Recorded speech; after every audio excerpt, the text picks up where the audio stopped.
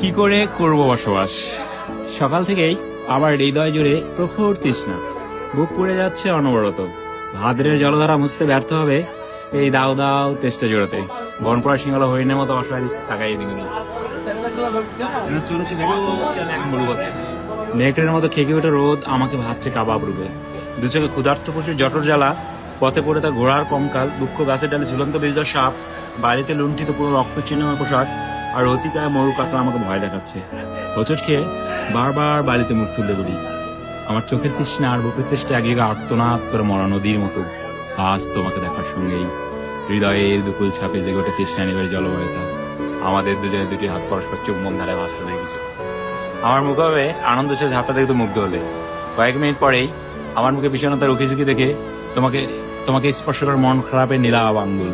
তুমি আমার বিষণ্ণতার উৎস জানতে চাইলে আমি আমার অসুস্থতার কপট উচ্চারণ করি। অথচ তোমার কদিন এখানে দেখতে পাবো না ভেবেই আমার হৃদয় ধুলোয় লুটে বসে আহত দোলের মতো। তোমাকে আবার দেখার জন্য নিরুপায় হয়ে আমাকে অপেক্ষা করতে হবে আরো 7 দিন।